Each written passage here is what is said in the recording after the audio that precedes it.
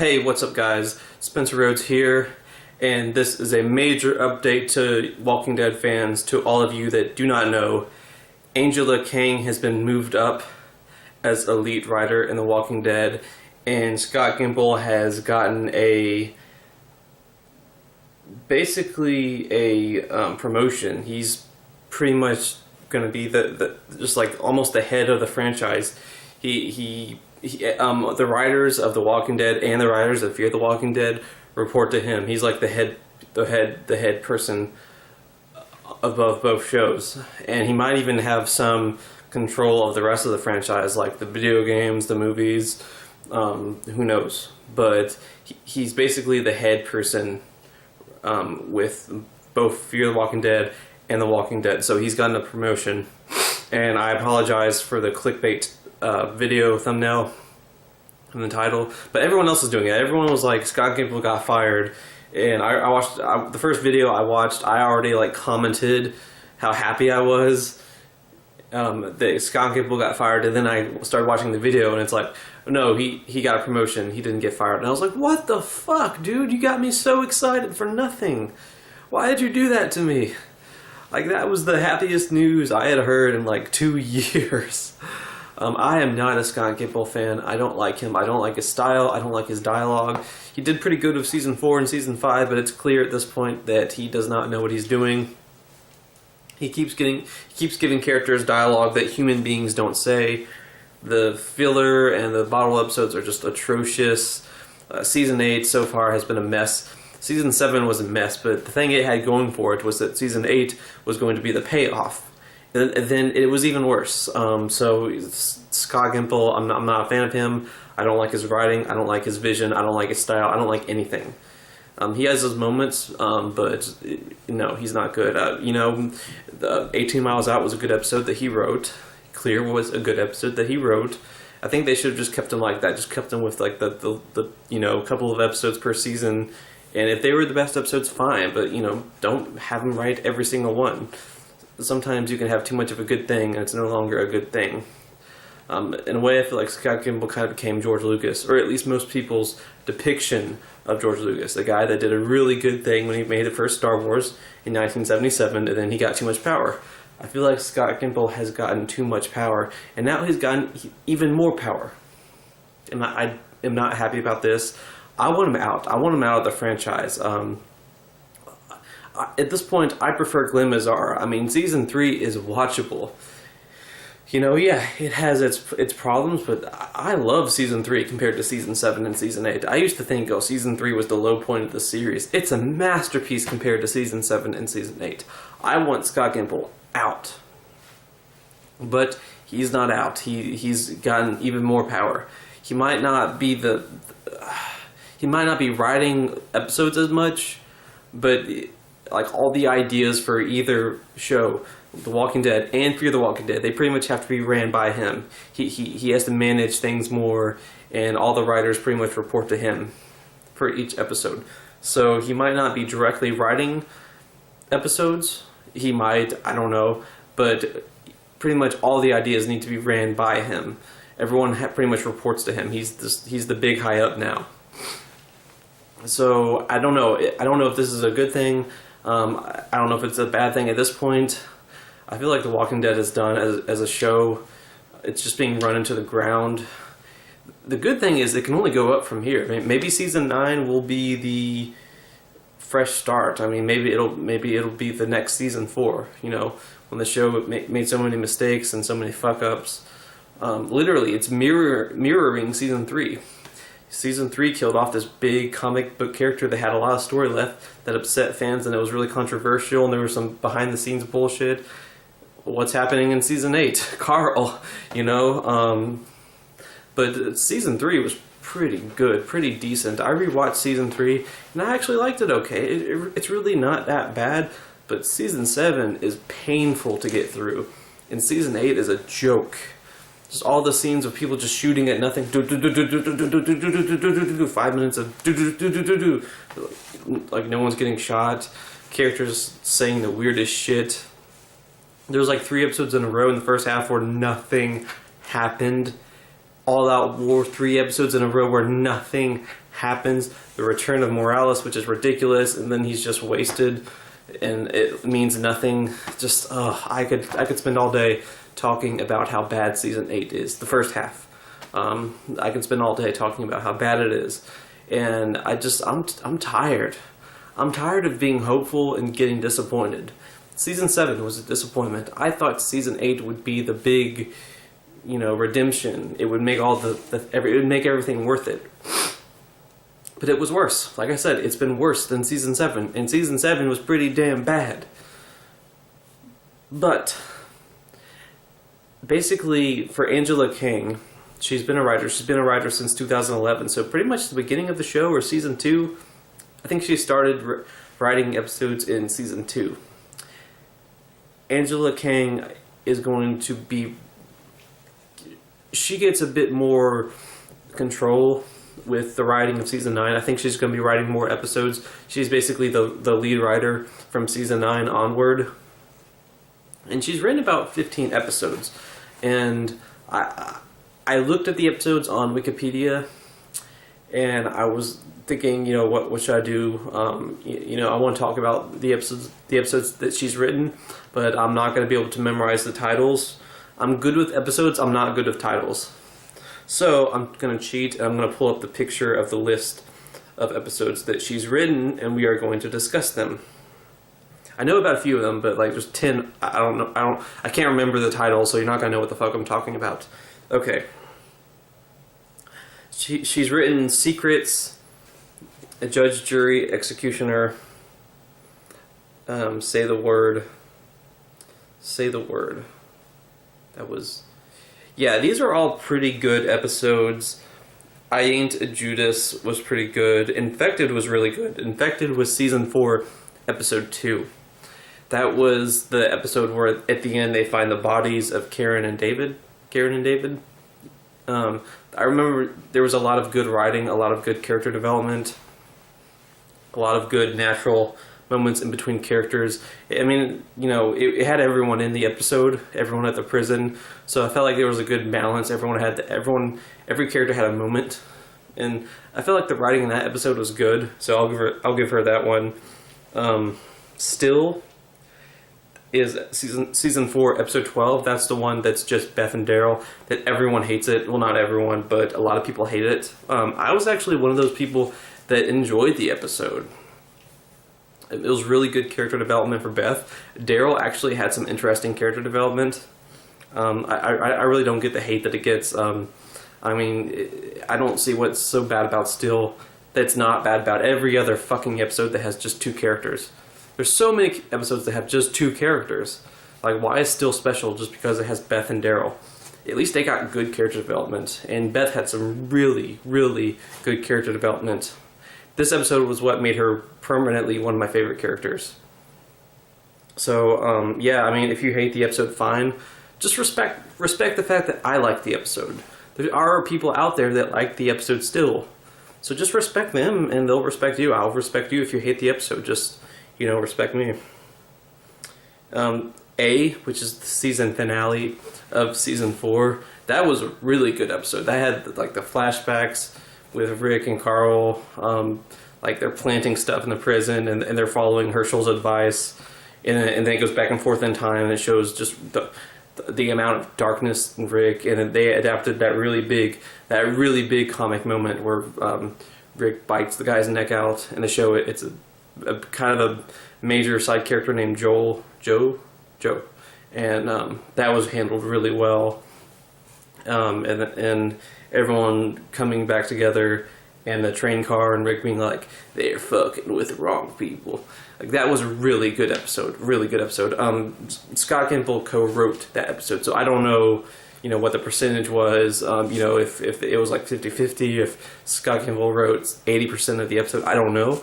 But the whole episode was good, so whatever Angela Kang contributed to that episode, she did a good job, because I really like that episode. It's probably my top 15 episodes of the show.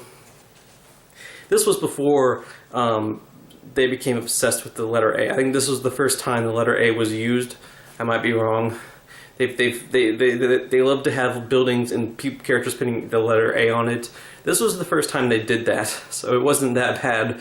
But alright, Four Walls and a Roof, co-written by Corey Reed. So Corey Reed and Angela King wrote Four Walls and a Roof. Four Walls and a Roof is one of my favorite episodes, one of the best episodes in the series. I want to say it's in my top 3 favorites, at least top 5, at least top 5. Amazing episode, amazing episode. The first 3 episodes of season 5 were really good, but Four Walls and a Roof, the 3rd episode, was amazing. I loved it, so good for her on that one. She did Coda. I mean, I really can't give a fair opinion because I'm just salty about Beth's death. I thought Beth's death was stupid. But I don't think they could have made me happy no matter what. I was not happy that Beth died in general. So I just, for me, Coda is the episode where Beth died. And I'm not happy about that decision in general. It could have been the most well-written death in the history of television deaths, and I would still be mad about it. So I'm just going to leave it at that. She wrote Try, Season 5, Episode 15. This is the episode before the season finale. This is when things start to boil up with Rick, because this is...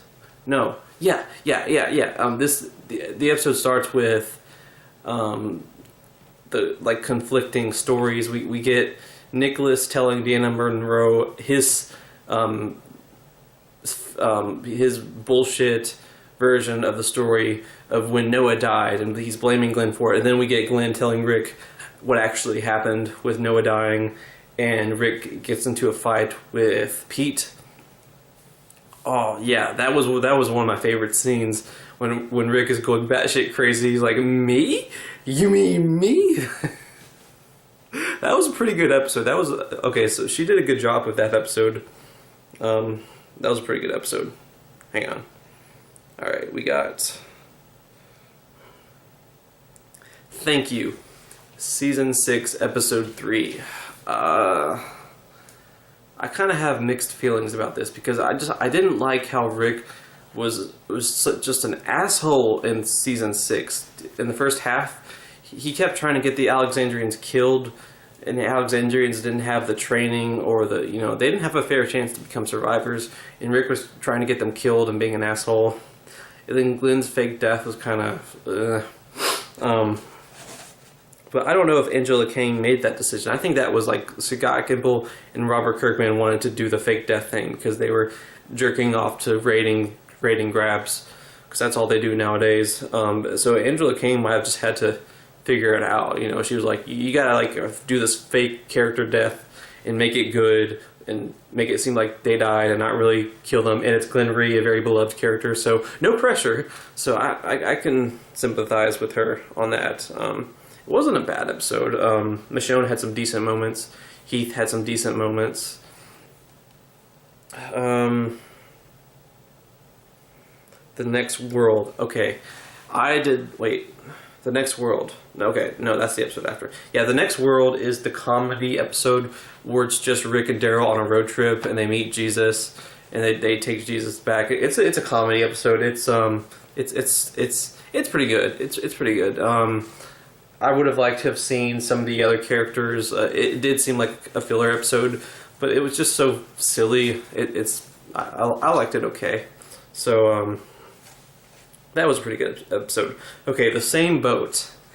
This is the one with Carol and Maggie captured with a group of saviors, where there's that redhead chick that we find out her backstory, and then she gets killed at the end. And I did not like this episode. I did not like it. I just felt like it was unnecessary. It's just basically out of the main cast, it's just Carol and Maggie. 42 minutes of Carol and Maggie, and I don't know, and a bunch of saviors, and it's supposed to humanize the saviors and develop Carol and Maggie. And I just felt like there wasn't enough material to justify a 42-minute episode being dedicated to just those people. It could have probably been half an episode, and then the other half could have been something interesting, like we'd see Rick, Daryl, Glenn looking for everyone. That would have been awesome.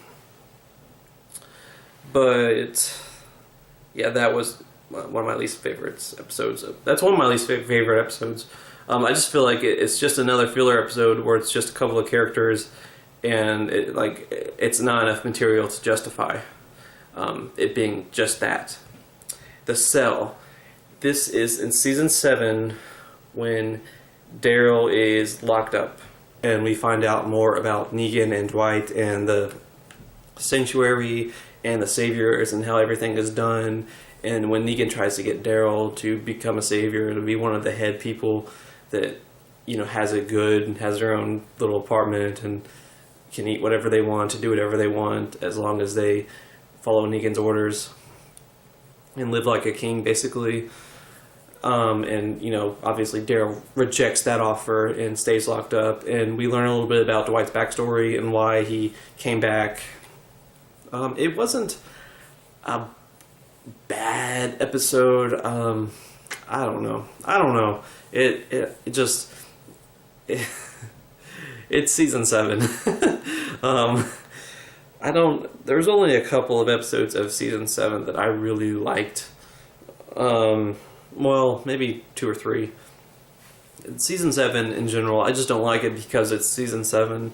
So I don't know quite how I feel about that episode. It wasn't too bad, so, you know, I'm not going to blame her for it. Next episode, we got Sing Me a Song, which I actually did like. That was the episode where Carl goes to the Sanctuary and Negan pretty much gives him a tour. It was straight from the comics, and I just like the fact that it was straight from the comics. It was a really cool part of the comics that a lot of people liked. And I didn't think that they would adapt it because Carl is much younger in the comics, but they did, so that was awesome.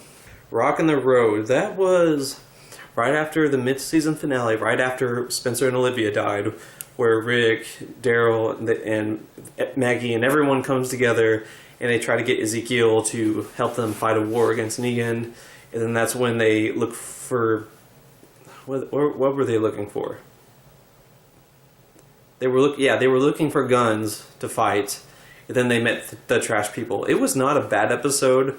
It had some cool moments. The part with the cars killing the walkers, that was awesome. It had some good character development. It actually had most of the cast, which is always a good thing. That always helps a little bit. So that was not a bad episode. Then we got The Big Scary You. That was probably the best episode of Season 8 so far. Of the first half, that was the best episode. The dialogue between Negan and Father Gabriel was really good. Well, there was one line of dialogue that... Jeez. That's like my least favorite part of the whole first half of Season 8. But overall, it's still my favorite episode of Season 8. When Negan is like, I have Lucille and my dick is made of steel. Just... fucking...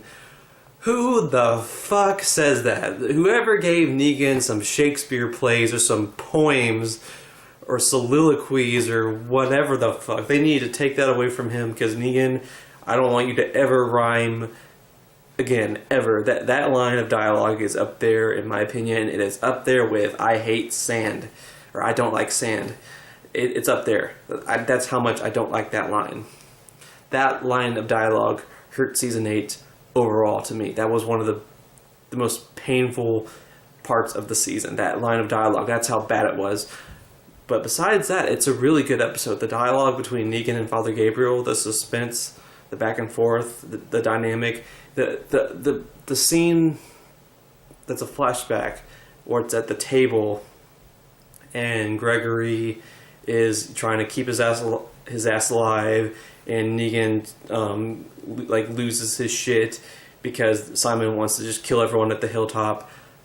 Awesome. That was an awesome scene. And then there's this shot where it shows the characters walking one at a time outside, out to the balcony to see Rick. And it shows Eugene walking, and he stops, pauses, and then he keeps walking. That was really good. That was a really good episode. Definitely my favorite of the first half. After episode 5, it just got to where it was shit, just absolute ass. Like episode 6 and 7, nothing happened. And then episode 8 with Carl's death and the face close-ups. Oh my goodness, that's the kind of thing that works once or twice.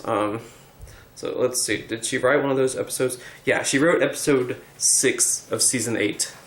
One of the episodes where nothing happens. I don't remember a season thing. I think Rosita shoots a bazooka and kills someone, but that's it. Nothing happens. And then she wrote How It's Gotta Be, which is the mid-season finale, where it's revealed that Carl is bitten. So, geez, I don't know. Yeah, like I said, I didn't like that episode. So, overall, and a lot of these episodes are co-written by other people. So I don't even know what chunks she wrote. I don't know, like, if she wrote 60% or 40%. But there's some episodes that she wrote all by herself, and some of those were good. But then some of those were bad. So it's really hit and miss. It's 50-50. So I don't know. I don't know how I feel. It sounds like for season 9 she's going to have more writing power, more writing control. She might be writing more episodes. She just has bigger authority. Because Gimple is basically the head person of both shows. He's going to oversee everything. But Angela Kang, I think she's going to be writing a bigger chunk of season 9. She pretty much has the role that Scott Gimple has had between season 4 and season 8. So, for season 9, it could be good. It could be a fresh start, or it could be even worse. Fuck it. It can't get even worse. The Walking Dead can't get any worse than it already is. Between the dialogue, the filler, the low budget, the face close-ups, the deaths, just pretty much everything is wrong with the show except for maybe the acting and the way the walkers look. Everything else is shit. I've pretty much given up on The Walking Dead. You know, when Abraham and Glenn died, I kept watching. I almost didn't want to. I was so upset when they died. And then season 7 was so bad. And I was like, well, you know, it's just setting up all out war. It's just setting up all out war. You know, they're gonna make up for their mistakes in season 7. Season 8 is going to be the big redemption, and then it was worse, a lot worse. And now I'm just like, fuck it, man. I give up. I give up. I mean, I've stuck with the show as long as I could, and I kept sticking with it. I went beyond my limits, and then I went a little bit beyond that, and then I went a little bit beyond that, and now I'm just like, fuck it, man. I hope season 9 is good. I hope season 9 turns everything around. They're going to go a few years forward in time. They're going to do it like they do it in the comics. They better do it. They're going to do a new beginning. They're going to do the Whisperers. They're going to do the Heads on Spikes. They're going to introduce Magna. So, you know, we have some idea of what to expect in the first few episodes of season 9. I hope it's done well. I hope it's good. I hope it's a fresh start, because in a way it is a fresh start for the story. I just hope it's a fresh start for the way the writers and producers have been doing everything. Maybe AMC will finally get their heads out of their asses and actually give enough money to sustain the budget that's needed for this show, that's required for these episodes. Maybe there won't be any filler episodes. Maybe every episode will have a good chunk of characters, unless it absolutely needs to develop a couple of people and have an entire episode dedicated to a couple of people. Just hope there's no more filler, no more bad dialogue, no more budget problems. If they could do literally everything right, it could be the redemption for The Walking Dead. Season 9 could be the fresh start. Angela Kang's direction and the decisions that she makes now that she's going to have a little bit more power, it could be what fixes the show. Or it can make it just as bad, or it could get even worse. It's not going to get even worse. Like I already said, it can't get worse than it already is. At this point, I hope that it's good. I hope that it's good. I hope that it's a redemption for the show. I hope it's a fresh start. But I'm not holding my breath. That's how I feel about it. I wish the best for Angela Kang. I want to give her a fresh, a fair chance. I want to give her a fair chance. Yes, she has written some episodes that I don't like, but she's never had this power before. It's possible that the things that she's done, the things that she's written that I don't like, are just because she was told to do it. She was told to do this somehow. And it might not have been her writing, it might have just been what was happening that she was forced to do because Scott Gimple or someone else told her, you have to do this in this episode. Maybe she has freedom from that now. Maybe she can come up with some of her own ideas and kind of have a different, unique vision, and that could be what saves The Walking Dead. It could be, but I'm not holding my breath. I want to give her a fair chance, but I'm expecting disappointment. Maybe that's a good thing because it means my expectations are low. So anyway, that's how I feel.